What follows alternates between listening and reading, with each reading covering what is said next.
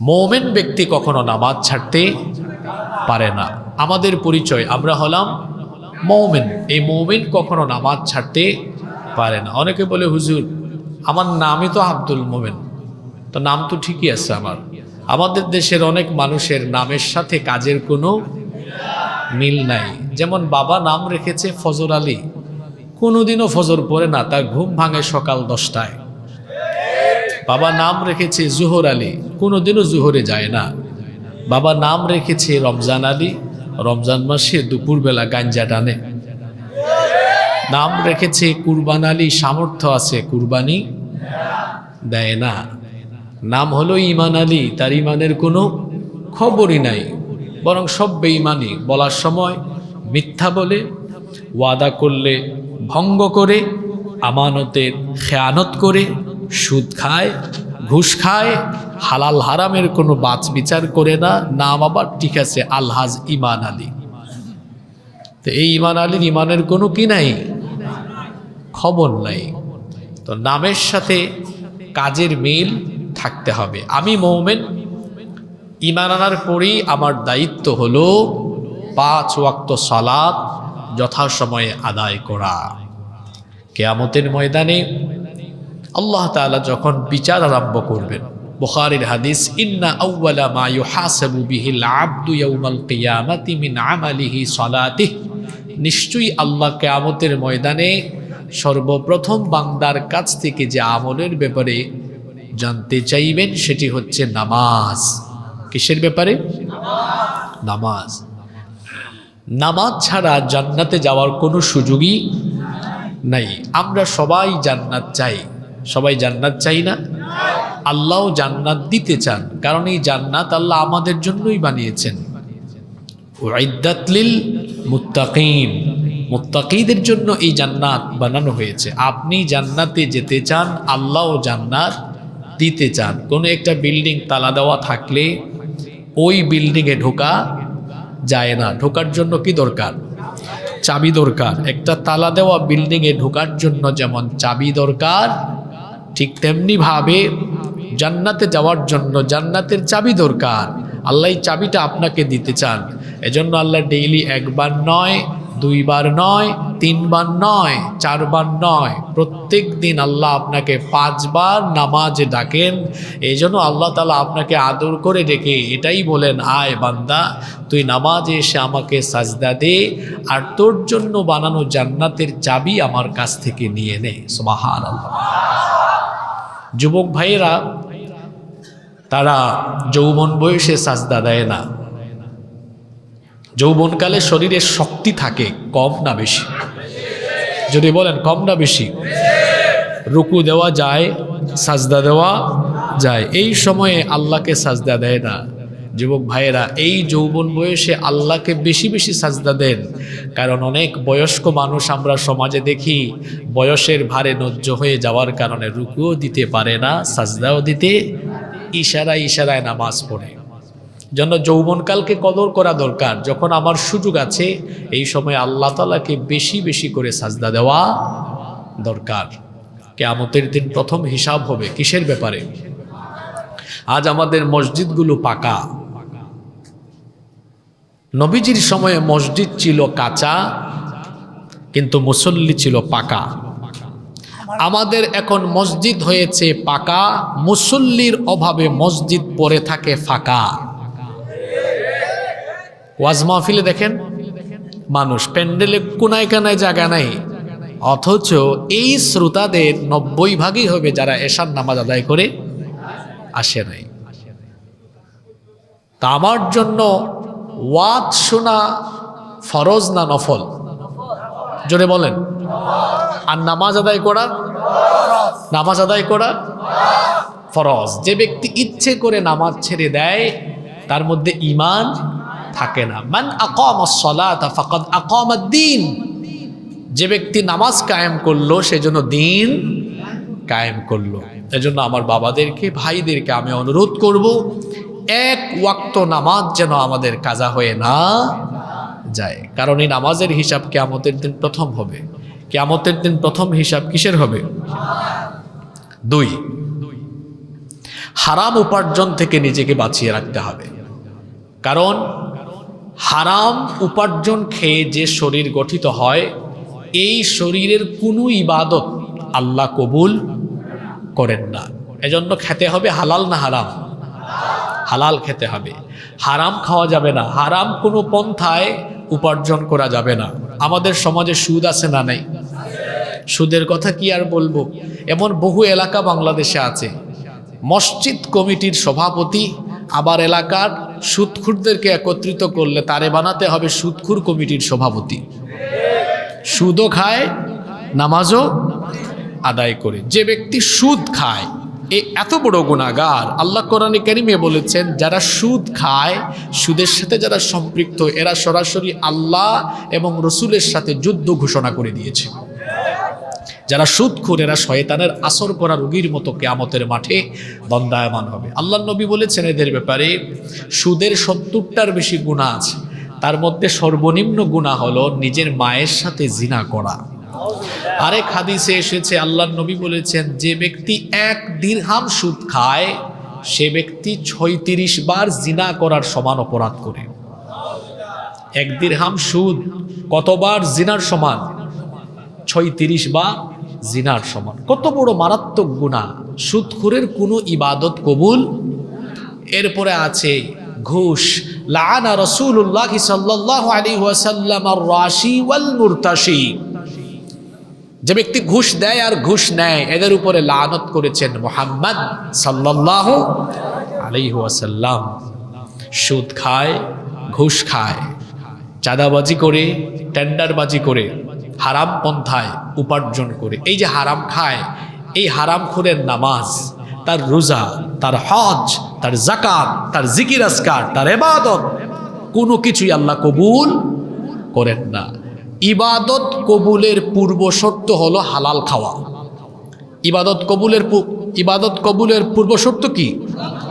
হালালের মধ্যে আল্লাহ বরকত দেন, কোনো হারামে বরকত। এজন্য দেখবেন হারামখোরেরা বিভিন্ন ধরনের বালা মুসিবত আর বিভিন্ন ধরনের লাঞ্ছনাদায়ক অপমানজনক পরিস্থিতির সম্মুখীন দুনিয়ায় হয়। হারামখোরদের দেখা যায় বিবি বাল বাচ্চা কিংবা তার পরিবারে কোনো না কোনো সমস্যা লেগেই থাকে। এই হারামখোরের ছেলে মেয়ে দেখবেন এই হারামখোরের ছেলে মেয়ে সন্ত্রাসী হয়, টেন্ডারবাজ হয়, মাদকাসক্ত হয়। এদের ছেলে মেয়ে দেখা যায় বিভিন্ন ধরনের জিনা ব্যভিচারে সম্পৃক্ত হয়ে যায়। হারামখোর আখিরাতে শাস্তি পাওয়ার আগে দুনিয়াতেও পায়। এবং হারামখোরের হারামে সম্পদ থাকেও না, কারণ হারামে কোনো আরাম পাওয়া। আমি এই কথাটা অনেক জায়গায় বলি। কোনো এক কাজে একবার এক সরকারি অফিসে গিয়েছিলাম, শুনতেছেন আপনারা? তিনি ওই অফিসের প্রধান কর্তা। তার রুমে ঢোকার পরে তিনি আমাকে দেখে দরজা বন্ধ করে দিলেন। আমি বললাম, ভাই আপনি দরজা বন্ধ করে দিয়েছেন কেন? তিনি বললেন, হুজুর আপনাকে বহুদিন পরে পেয়েছি, আমার কিছু জরুরি কথাবার্তা আছে। আমি বললাম, বলতে পারতেন, দরজা বন্ধ করে দিলেন কেন?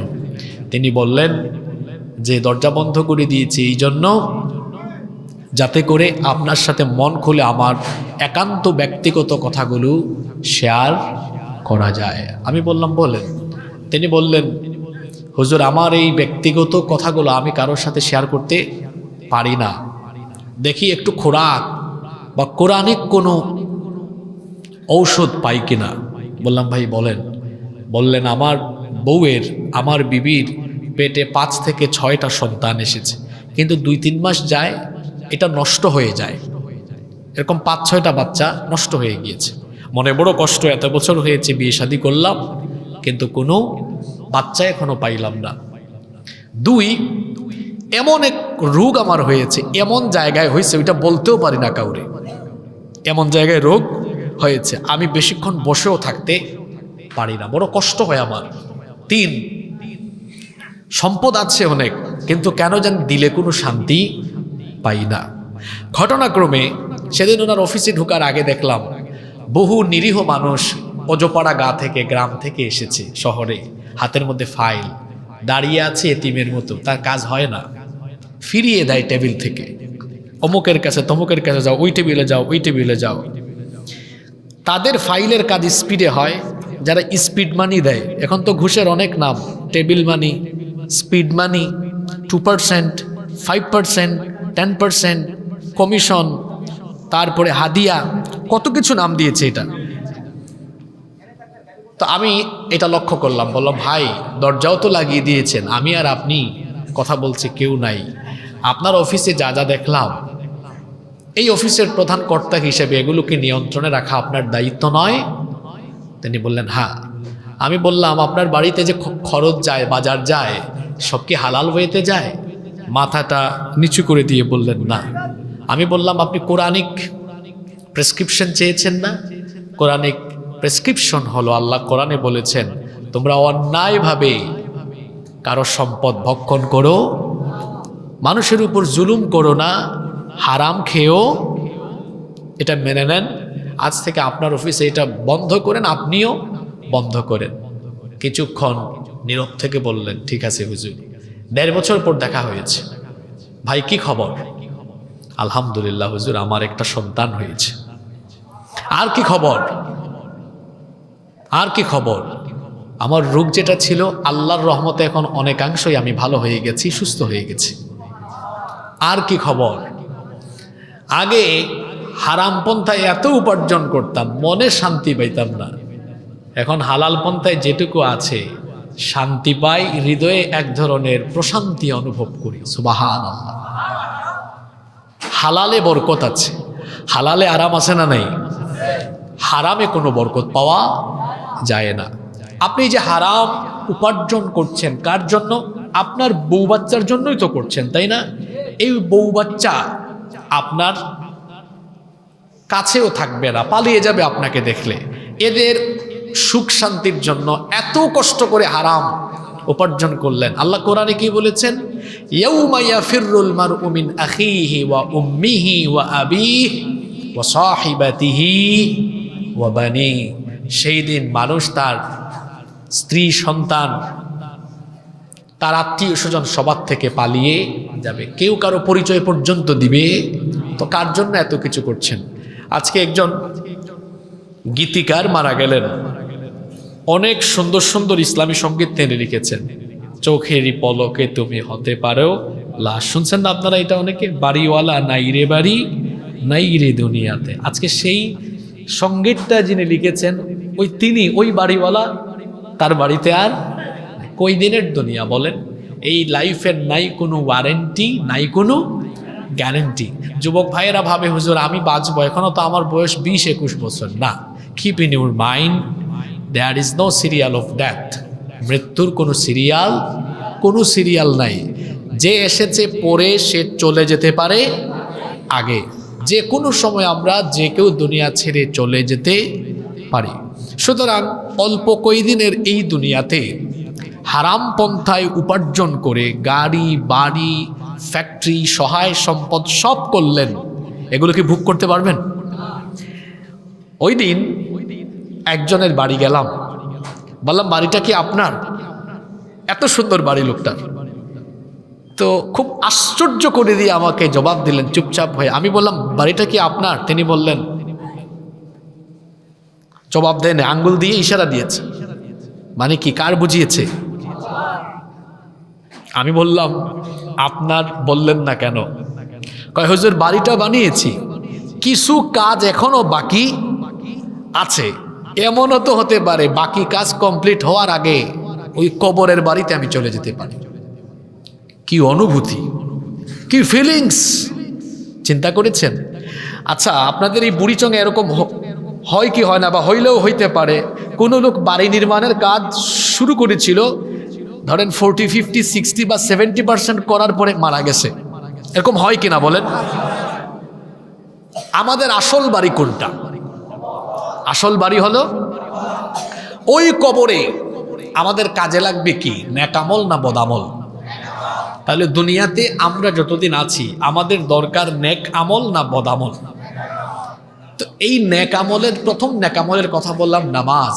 আর আমার নেক আমল কবুল হওয়ার পরবর্তী শর্ত, আমি পরবর্তী পয়েন্ট বলছি, আমার এই নেক আমল কবুল হওয়ার শর্তই হলো কি? খাওয়া। জোরে বলেন কি খাওয়া? আপনাদেরকে একটা ঘটনা বলি, বলবো এটা বাস্তবিক ঘটনা। আমার দেশে অনেক বড় বড় হারামখোর আছে, হজের টাইম আসলেই হজে যায়, কারো নাম হাজি, কারো নাম আলহাজ। তারপরে ওখানে গিয়ে কি বলে? লব্বাইক আল্লাহুম্মা লব্বাইক লব্বাইক লা শারীকা লাক লব্বাইক ইন্নাল হামদা ওয়ান নি'মাতা লাকা ওয়াল মুলক লা শারীকা লাক। বলে না? আমরা অনেকে যেতে পারি নাই, তাই না? আল্লাহ যারা যেতে পারেনি সবাইকে তোমার ঘরের মেহমান বানিয়ে দিও। এই হারামখোর বিমানের টিকিট কেটেছে আর সমস্ত প্রসেসিং করেছে সব হারাম পয়সায়। তারপর ওখানে গিয়ে কি বলে? লাব্বাইক আল্লাহ, আমি হাজির। আল্লাহ বলেন আমি তোর উপস্থিতি গ্রহণ করলাম না। নাউজুবিল্লাহ পড়ে বলেন, আগে শোনেন। আল্লাহ বললেন কি? এ বলে লাব্বাইক আমি হাজির। আল্লাহ বলেন কি? আমি তোর উপস্থিতি কবুল কেন? কারণ তুই যে আসলি, তোর যে শরীরটা নিয়ে আসলো, তোর শরীরটাই তো না পাক, তোর শরীরটাই হারাম। তুই যেভাবে আসলি হারাম পন্থায় আসলি, তুই তো হারামের উপর দিয়ে আছিস, তোর উপস্থিতি আমি কবুল করলাম। তাহলে আমার যে কোনো ইবাদত কবুল হওয়ার জন্য কন্ডিশন হলো কি খাওয়া? জোরে বলেন কি খাওয়া? হালাল খেতে হবে, কোনো হারামের সাথে সম্পৃক্ত থাকা যাবে না, হারাম পন্থায় উপার্জন করা যাবে না, কোনো হারাম খাবারও গ্রহণ করা যাবে না। তাহলে 1 নাম্বার নেক আমলের কথা বললাম। কি বলেছি? নামাজ। 1 নাম্বার কি বলেছি? যুবক ভাইয়েরা নামাজ আদায় করবেন তো। আপনাদের মতো যুবকরা একটা জাতিকে পাল্টে দিতে পারে যদি চরিত্রবান হয়। আমার আল্লামা ইমাম কুরতুবী রহমতুল্লাহ আলাইহির একটা কথা মনে পড়ল। তিনি বড় সুন্দর কথা বলেছেন যে যৌবনকাল হলো কচু পাতার পানির মতো। কচু পাতার, আপনাদের এলাকায় কচু গাছ আছে তো? কচু পাতায় পানি পড়লে পাতাইটা কি করে? টলমল টলমল করে। এবং এই পানি বেশিক্ষণ দীর্ঘস্থায়ী হয় না, এটা যে কোনো সময় পড়ে যেতে পারে। কচু পাতার পানি যেমন দীর্ঘস্থায়ী হয় না, এটা যে কোনো সময় পড়ে যেতে পারে, ঠিক তেমনি যৌবনকাল এর চারপাশে আছে চরিত্র বিধ্বংসী আকর্ষণীয় উপাদান। যদি কোনো যুবক এই চরিত্র বিধ্বংসী উপাদানে তার গা ভাসিয়ে দেয়, কচু পাতার পানি যেমন টলমল টলমল করে যে কোনো সময় পড়ে যাবে, কোনো যুবক যদি সে স্রোতে গা ভাসিয়ে দেয়, এই চরিত্র বিধ্বংসী উপাদান গ্রহণ করে, তার যৌবনকালও নষ্ট হয়ে যাবে। আর যে যুবক শয়তানের খপ্পরে না পড়ে যৌবনকাল মসজিদে ইবাদতে বন্দেগিতে কাটায়, আল্লাহর নবী বলেছেন, এই হাদিসটি বিখ্যাত সব হাদিসের গ্রন্থে এসেছে, সাবআতুন ইউযিল্লুহুমুল্লাহু ফি যিল্লিহি ইয়াওমা লা যিল্লা ইল্লা যিল্লুহ। 7 শ্রেণীর মানুষকে রব্বুল আলামিন আরশে আজিমের ছায়ার নিচে জায়গা দিবেন, যেদিন আল্লাহর আরশের ছায়া ছাড়া আর কোনো ছায়া থাকবে না। এদের মধ্যে 1 শ্রেণী হলো তারা ওয়াশাবুন নাশাআ ফি ইবাদাতিল্লাহ, যে যুবক তার যৌবনকাল আল্লাহর ইবাদতে কাটিয়ে দিয়েছে। সুবহানাল্লাহ। যুবক ভাইয়েরা, আল্লাহর আরশের ছায়ার নিচে জায়গা পেতে চান কিনা? তাহলে আজান হলে যাব কোথায়? কথা দিলেন তো? 2 বললাম কি? হালাল খেতে হবে। কি খেতে হবে?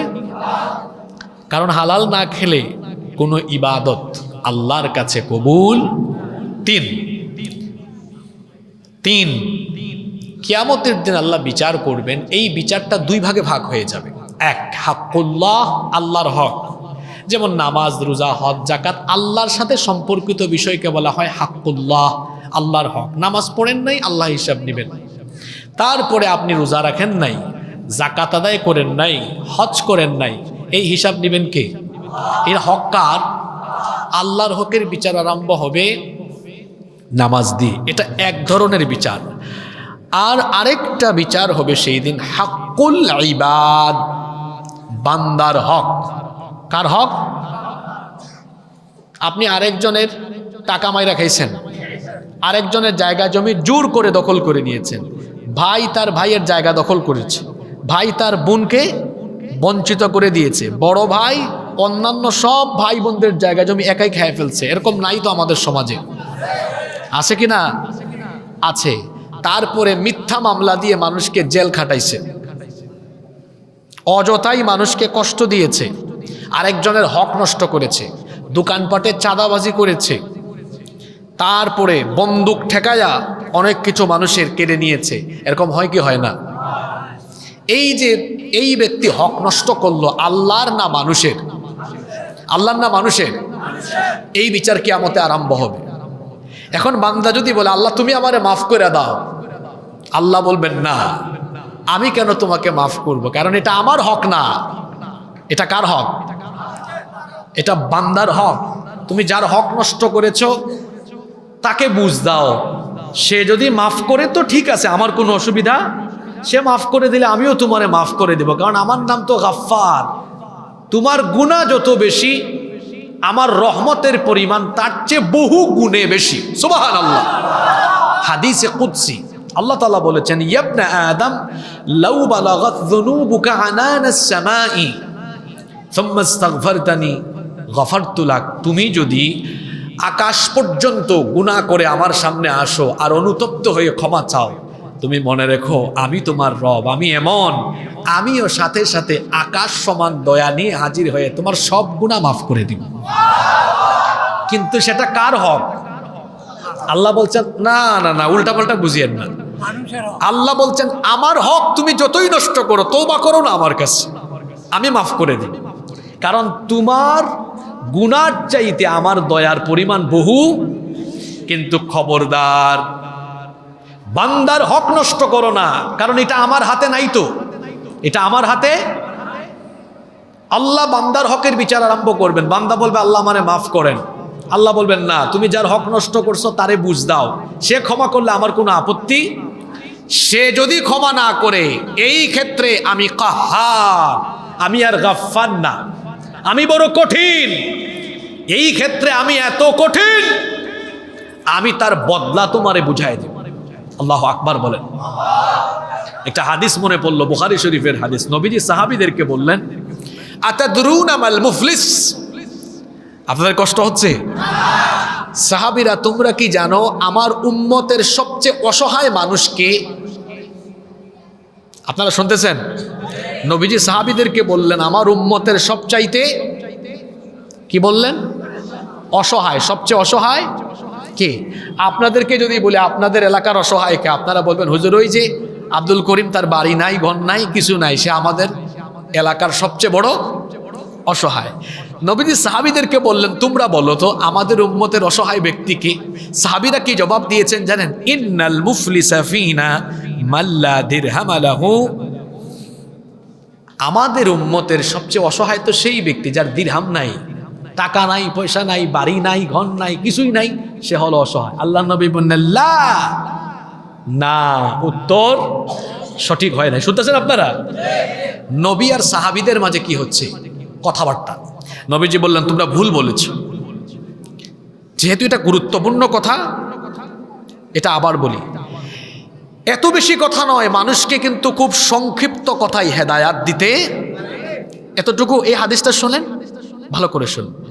আবার বলি, নবীজি সাহাবীদেরকে বললেন আতাদরুনা মাল মুফলিস? তোমরা কি জানো এই উম্মতের সবচেয়ে অসহায় ব্যক্তিটি কে? সাহাবীরা বললেন ইন্নাল মুফলিসা ফিনা মাল্লা দিরহাম লাহু ওয়ালা শাই। যার দিরহাম নাই, যার কিছুই নাই, ঘর নাই, বাড়ি নাই, সে হলো সবচাইতে অসহায়। আমাদের যুক্তিতে জবাব এটা ঠিক আছে, কিন্তু নবীজি বললেন না, আমাদের উম্মতের সবচেয়ে অসহায় ব্যক্তিটি হলো সেই ব্যক্তি যে নামাজ আদায় করে, রোজাও রাখে, হজও করে, যাকাতও দেয়, মাহফিলে ওয়াজও করে, মাহফিলে ওয়াজও শুনে, সৎকাও করে, কুরবানিও দেয়, নেক আমল করে করে করে করে করে করে এত নেকি নিয়ে কিয়ামতের দিন উঠবে যে ফেরেশতা যখন আমলনামা হাতে দিবে তার পুরা আমলনামায় শুধু নেকি আর নেকি, নেকি আর নেকি, নেকি আর নেকি। সুবহানাল্লাহ। সাহাবীরা বললেন নবী তাহলে এই ব্যক্তি অসহায় হয় কেমনে? তো ধনী, তার তো নেকি আর। নবীজি বলে আমার কথা শেষ হয় নাই তো। এই ব্যক্তির নেক আমল নিয়ে উঠবে আমার হাতে একটা পোস্টার দেখতে পাচ্ছেন তো, তাই না? এই পৃষ্ঠায় লেখা আছে না? পুরাটা লেখা। নবীজি বলেন এইরকম তার নেকামল দিয়ে পার পুরো আমল নামা ফিল আপ থাকবে। কিন্তু কিন্তু কিন্তু মুহূর্তেই তার আমল নামাগুলো একদম বরবাদ হয়ে এইরকম খালি হয়ে যাবে। কি হয়ে যাবে? How is it possible? এটা কিভাবে সম্ভব? উঠলো ভরা আমল নিয়ে, হয়ে গেল। বুঝতেছেন কথা? উঠছে কি নিয়ে? ভরা আমল হয়ে গেছে। সাহাবীরা বললেন, আল্লাহর রাসূল, বুঝলাম না তো ব্যাপারটা। এত আমল নিয়ে উঠলো, আমলগুলা গেল কোথায়? শুনতেছেন তো? নবীজি বলবেন, এত ছিল চোর, দেশের টাকা চুরি করে বিদেশ পাঠাইছে। আমার দেশে এরকম কুতুব নাই তো, মানুষের টিন মাইরা খাইছে, টয়লেটের ওইটা কি বলে রিং, ওইটা শুদ্ধা খায় ফেলছে। আমার দেশে এমন চোরও আছে, আমরা তো খাটের নিচে জুতা রাখি।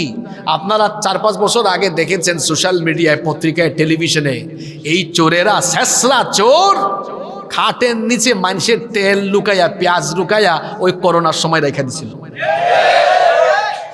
তারপরে চাঁদাবাজি করেছে, টেন্ডারবাজি, মানুষের হক নষ্ট করেছে, জিম্মি করে রেখেছে। ভাই তার ভাইয়ের হক মাইরা খাইছে।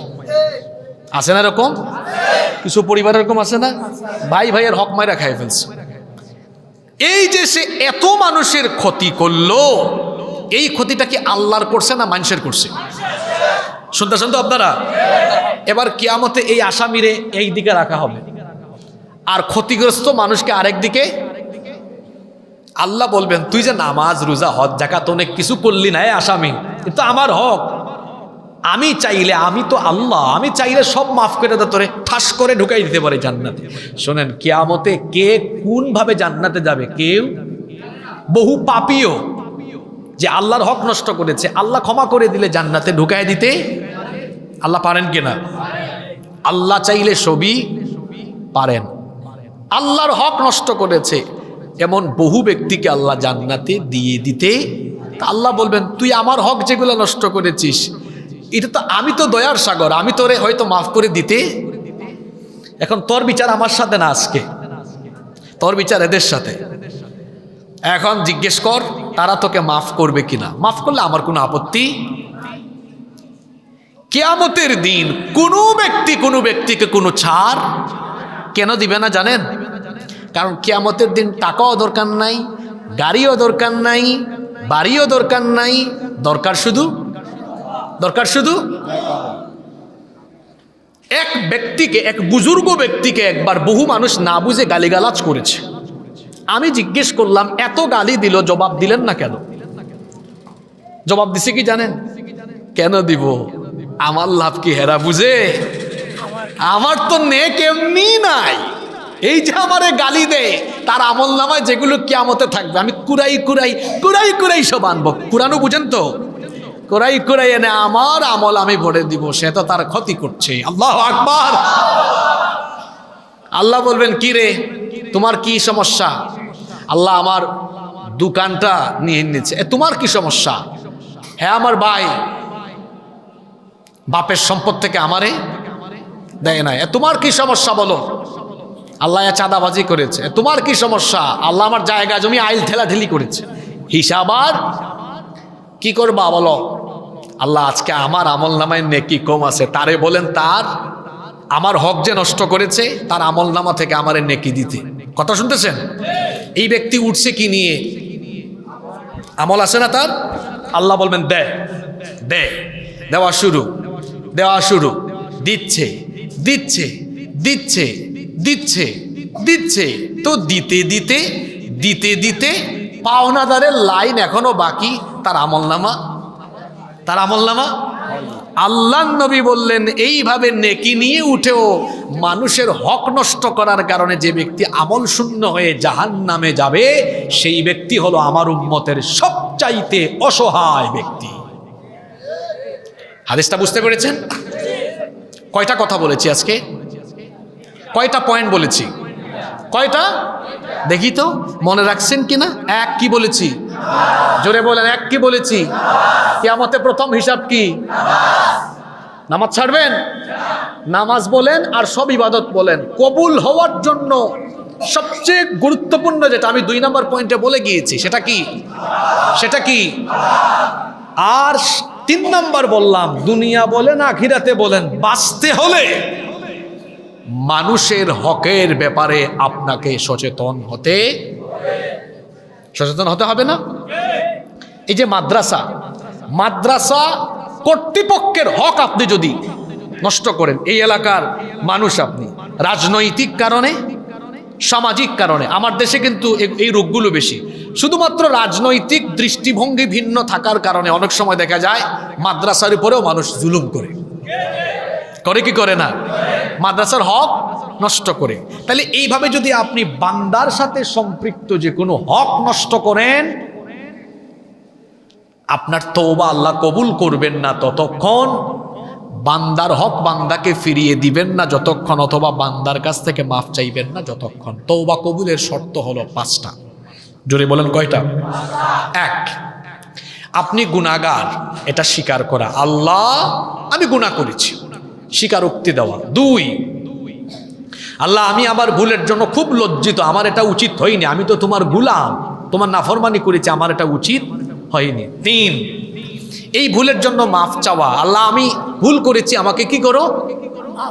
শুনতেছেন তো? 1, স্বীকার করা। 2, লজ্জিত হওয়া। 3, মাফ চাওয়া। 1, ভুলে গেছেন, 1 স্বীকার করা, 2 লজ্জিত হওয়া, 3 আমার দেশে দেখবেন অনেকে ভুল কইরাও লজ্জিত হয় না, অনুশোচনা তার মধ্যে নাই, আরো অ্যাগ্রেসিভ আক্রমণাত্মক হয়।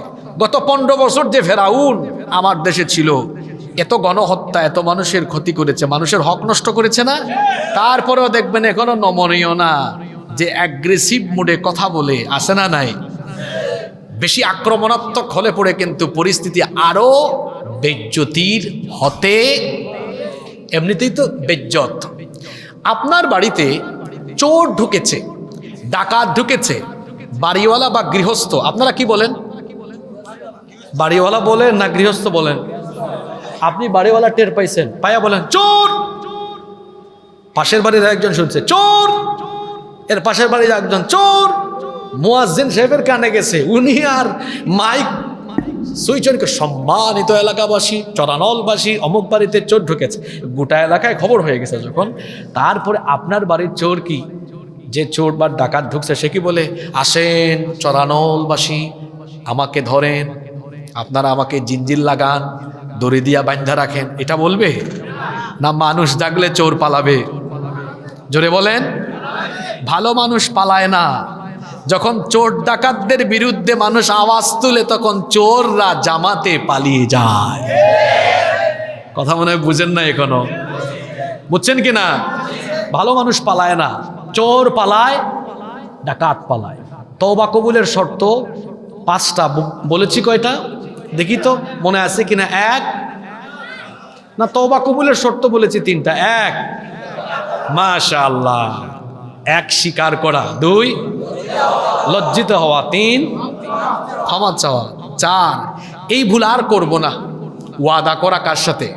তাহলে 4 নাম্বার ওয়াদা করা। 5 এইটা গুরুত্বপূর্ণ, বান্দার হক নষ্ট করলে তাকে তার হক বুঝায় দেওয়া, আর যদি বুঝায় দেওয়ার সামর্থ্য না থাকে, ভাই গো আপনার পায়ে ধরলাম, আমারে মাফ করে দেন, হয় বুঝাইয়া দিবেন নইলে মাফ চাইয়া নিবেন। এই 5টা কাজ করলে তওবা কবুল হয়। 4টা করেছেন কিন্তু 5 নম্বরটা হক ফিরাই দিচ্ছেন না, মাফও চাইয়া নিচ্ছেন না, একদম কাবা ঘরের দরজার মধ্যে লটকাই তওবা করলে, আর কাবা শরীফের ইমামের হাতে হাত রেখে তওবা করলো, আল্লাহ বলবেন যা মানুষের হক মানুষে ফিরায় দেয়, নইলে তার থেকে মাফ চেয়ে নে, নইলে তোর মতো গুনাহগারের তওবা আমি কবুল করব না, তোরে আমি মাফও। তাহলে কি বুঝলেন? আল্লাহর হকের মধ্যে সবচেয়ে গুরুত্বপূর্ণ হক হলো নামাজ, আর নামাজ বা যে কোনো ইবাদত কবুল হওয়ার শর্ত হলো কি? খাওয়া, হালাল খাওয়া। 3 নাম্বার পয়েন্টে আমি কি বললাম? বান্দার হকের ব্যাপারে সচেতন থাকা। এখন তো কথা বললে আপনি রাগ করে ফেলবেন। অনেক বাবা তার ছেলে মেয়ের হক নষ্ট করেছে বলে তাহাজ্জুদ গুজারি বাপ জাহান্নামী হবে। কেন জানেন? মাওয়ারিদ আছে। এই যে কমি মাদ্রাসায় ওটা পড়ানো হয়, মনে হয় ফারাইজ পড়ানো হয় না, ফারাইজ মাওয়ারিজ পড়ানো হয় না, এটা আলিয়া মাদ্রাসায়ও পড়ানো হয়। ফারাইজ মাওয়ারিদ পড়ানো হয়। ল অফ ইনহেরিটেন্স, উত্তরাধিকার আইন, কোন সন্তান কতটুকু পাবে, নীতিমালা আছে না? আমাদের দেশে ছেলেকে দেয় মেয়েকে, তো মেয়েকে ঠকাইলো না, কয় আম্মা আব্বা তোমারে কিছু দিতে পারি নাই, তোমারে দোয়া দিলাম। বোনেরা বলে ফেলবেন আব্বা দোয়া লাগবে না, জিনিস দেন। আর যদি কোনো বাপ না দেয়, এই পিতা জালিম হয়ে কিয়ামতের দিন তার মেয়ের হক নষ্টকারী হিসেবে জালিমের কাতারে দাঁড়ানো লাগবে। আজকে যে কথাগুলো বলে যাচ্ছি, এই ওয়াজগুলো সচরাচর গ্রামে গঞ্জে অনেক কম হয়। এই কথাগুলো সবাই বলে না। কষ্ট হচ্ছে আপনাদের? আমিও সুরে সুরে ওয়াজ করি, আজকেও করতাম, কিন্তু সুরের মানসিকতা আসলে নাই, তাই বলে তো আপনাদেরকে আমি কষ্ট দিতে পারি না। তো যেই কথাগুলো সুরে সুরে বলতাম, এগুলো আজকে সুর ছাড়া বলে যাচ্ছি, কিন্তু আপনাদের মন মানসিকতা বেশ ভালো মনে হচ্ছে, আলহামদুলিল্লাহ। আমি ভাবছিলাম আপনারা মনোযোগী থাকবেন না, কিন্তু আপনারা বেশ মনোযোগী। এত অ্যাক্টিভ শ্রোতা বাংলাদেশে অনেক কম পাওয়া যায়, আলহামদুলিল্লাহ। যেভাবে জবাব দিয়েছেন আপনারা, মনে হচ্ছে ওই যে মাঝে মাঝে কিছু ক্লাসে দেখা যায় সব ছাত্রই ভালো, এখানে এরকমই মনে হচ্ছে।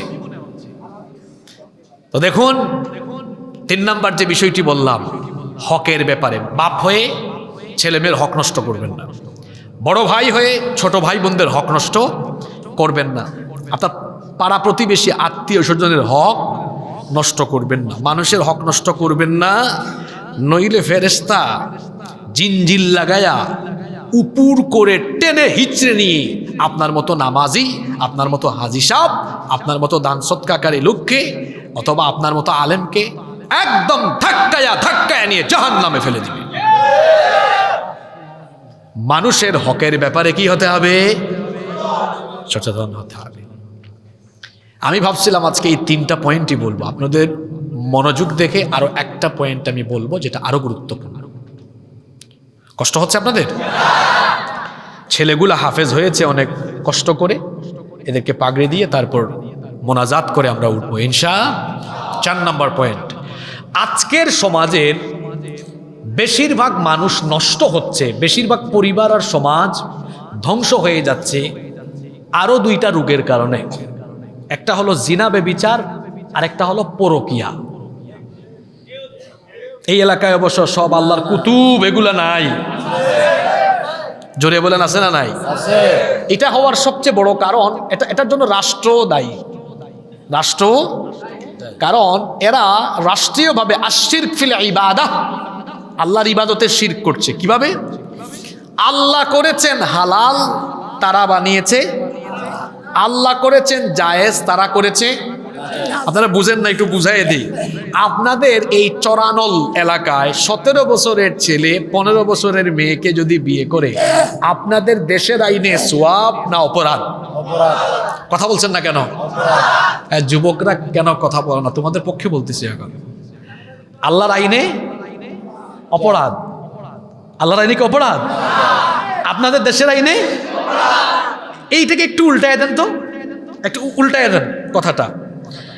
এই চরানলে বটতলা, বাঁশতলা, ঝাউতলা, লাউতলা, গাছতলা, যে কোনো জায়গায় 17 বছরের মুন্না 15 বছরের মুন্নিরে নিয়ে বাদাম খায়, বুট খায়, ঢলাঢলি করে, তো মাখামাখি করে। আল্লাহর আইনে হারাম। কথা বলছেন না কেন? অপরাধ আল্লাহর আইনে। আপনাদের দেশের আইনে ব্যাপারই না। আপনাদের দেশের আইনে 17 বছরের ছেলে 15 বছরের মেয়েকে বিয়ে করলে আপনাদের দেশের আইন নাম দিয়েছে বাল্য বিবাহ, আর কোরআন হাদিস অনুযায়ী এটা হলো বালেগ বিবাহ। এটা কি বালেগ হয় নাই? কথা বলেন না কেন? আরে বুরুঙ্গামারি, কুড়িগ্রামের বুরুঙ্গামারি ক্লাস 5-এ পড়া ছেলে একটা না 2টা গার্লফ্রেন্ড নিয়ে কক্সবাজারে গেছে। আপনারা এখানে ফেসবুকে দেখেন নাই 6-7 মাস আগে? ভুলে গেছেন নাকি? ক্লাস 10-এর ছেলে দিহান তার ক্লাসের মেয়ে আনুষ্কাকে গ্রুপ স্টাডির কথা বলে বাসায় নিয়ে ধর্ষণ করে হত্যা করেছে। গত 2-3 বছর আগের কাহিনী। আপনারা ভুলে গেছেন হয়তো, এগুলা মনে আছে? আপনাদের দেশের আইনে এগুলো ব্যাপারই না, আল্লাহর আইনে। তাহলে আল্লাহ যেটা করেছেন হালাল, রাষ্ট্র করেছে হারাম। আল্লাহ যেটা করেছেন হারাম, রাষ্ট্র করেছে হালাল। এটা হচ্ছে রাষ্ট্রীয়ভাবে আল্লাহর সাথে শিরক করা। আরো কয়েকটা শিরক আছে গো, বলবো? ধর্ম নিরপেক্ষ মতবাদ, এটা কুফরি মতবাদ। শয়তানের কোনো ধর্ম, তার কোনো ধর্ম। আমাদের সংবিধানে ধর্ম নিরপেক্ষ মতবাদ আছে না নাই? এটাকে সাপোর্ট করা, এটাকে সমর্থন দেওয়া, এটার পক্ষে সাফাই গাওয়া মানে হলো আল্লাহর সাথে শিরক করা। এদের সাথে যারা থাকবে এরাও মুশরিক হয়ে মরবে। আরেকটা, সকল ক্ষমতার মালিক না, আপনাদের দেশে কি বলে? তা সকল ক্ষমতার মালিক যদি জনগণই হয়, তো 3.5 হাত বডি থেকে আমার আপনার ক্ষমতা চলে? তা আমার সর্দি হয় কেন? আমার জ্বর হয় কেন? আমার গ্যাস্ট্রিক হয় কেন? মাথা ব্যথা কেন? আমার এত রোগ হয় কেন? তার মানে আমার শরীরের উপরই আমার কোনো ক্ষমতা। ক্ষমতার নামে আল্লাহ একটা সূরা দিয়ে দিয়েছেন কোরআনে, সূরা মুলক। সেখানে আল্লাহ কি বলেছেন? তাবারাকাল্লাযী বিয়াদিহিল, সকল ক্ষমতা যার হাতে তিনি কি? যেখানে আল্লাহ বললেন সকল ক্ষমতার মালিক তিনি আল্লাহ, সেখানে সকল ক্ষমতার মালিক জনগণ বলা এটা রাষ্ট্রীয়ভাবে আল্লাহর সাথে শিরক করা। এই শিরক আমাদের দেশে চলছে কি চলছে না? জোরে বলেন, চলছে কি চলছে না? আমি ওই জায়গায় ফিরে যাই, জিনা আর বেবিচারের কথা। আজকের যুবকদেরকে নষ্ট করার জন্য জিনা বেবিচারের আকর্ষণীয় উপাদানগুলো তাদের হাতে দিয়ে দেওয়া হয়েছে। বিবাহ শাদীকে কঠিন করে রাখা হয়েছে। একটা ছেলে চাইলেই পড়ালেখা শেষ করে বিয়ে করতে পারে না। কেন? মোহরানা চাপিয়ে দেওয়া হয়েছে, অতিমাত্রায় খরচ বাড়িয়ে দেওয়া হয়েছে। এই জন্য যুবকরা কি আর করবে? তার যৌবনের খিদা মেটানোর জন্য সে অবৈধভাবে হারাম রিলেশনে লিপ্ত হচ্ছে, তার মা বাপের মুখ কলঙ্কিত করছে, এলাকা নষ্ট হচ্ছে, পরিবেশ রাষ্ট্র সব ধ্বংসের কিনারে চলে যাচ্ছে। ঠিক কিনা? এজন্য কি করা উচিত? বিয়ে শাদীটাকে সহজ করে দেওয়া উচিত। তাহলে আমাদের সমাজে জিনা বেবিচার কমে যাবে ইনশাআল্লাহ। কয়টা জিনিস বলেছি দেখি? 1 নাম্বার নামাজ। 1 নাম্বার সবচেয়ে বড় নেক আমলের নাম কি? আস-সালাতু হিয়া রাসুল ইবাদা। নামাজ হলো ইবাদতের মাথা। আচ্ছা আমার দিকে তাকান, আমাকে তো অনেকে আজকে প্রথম দেখছেন, তাই না? অনেকে প্রথম দেখছেন না? আচ্ছা, আজকে যদি আমার এই গলা ছাড়া, শোনেন, এই মাথাটা ছাড়া এতটুকু এনে মোহতামিম সাহেব বলতেন এই যে হাসিবুর রহমানকে আনছি, সবাই কিন্তু নিশ্চিত হতো না। নিশ্চিত হতো? যারা আগে থেকে আমাকে দেখছে হয়তো হাত পা একটু একটু দেখে চিনলেও চিনতে পারে, কিন্তু যে একবারে দেখে নাই সে আমার মাথা ছাড়া আমাকে চিনতে। তাহলে মাথা ছাড়া যেমন মানুষের পরিচয় পাওয়া যায় না, ঠিক তেমনি নামাজ হলো ইবাদতের মগজ, মাথা। নামাজ বাদ দিয়ে কোনো মুসলমানের আসল পরিচয় পাওয়া যায় না। কথা কি বোঝা গেল? 1 2 তো বললাম, কি খাওয়া? 3 বলেন না কেন? এর মধ্যে আব্বা আম্মার হকও আছে। নাফরমান সন্তান পিতামাতার সাথে বেয়াদবি করে তার সব আমল বরবাদ যদি সে তার মা বাপকে কষ্ট দেয়। মানুষের কোনো হক নষ্ট করা। 4 জিনা বেবিচার থেকে নিজেকে সেফ রাখা। রাসূলুল্লাহ গ্যারান্টি দিয়েছেন, যে যুবক তার চরিত্র হেফাজত করবে, জিনা বেবিচার থেকে নিজেকে বাঁচাবে, আমি রাসূল তাকে বলছি আমি নিজে তার জন্য জান্নাতের জিম্মাদার হয়ে যাব। সুবহানাল্লাহ। এই 4টা জিনিস করতে পারলে আমাদের জীবন বদলে যাবে ইনশাআল্লাহ। অনুরোধ করছি আপনাদেরকে, কেউ আপনারা দাঁড়াবেন না, কেউ উঠবেন না। কোরআনের হাফেজদের সম্মান আছে না নাই? আমি সংক্ষিপ্ত সময়ে যে কথাগুলো বলেছি এগুলো মনে থাকবে? আল্লাহ এগুলো আমাকে আর আপনাদের সবাইকে আমলের তৌফিক দান করেন।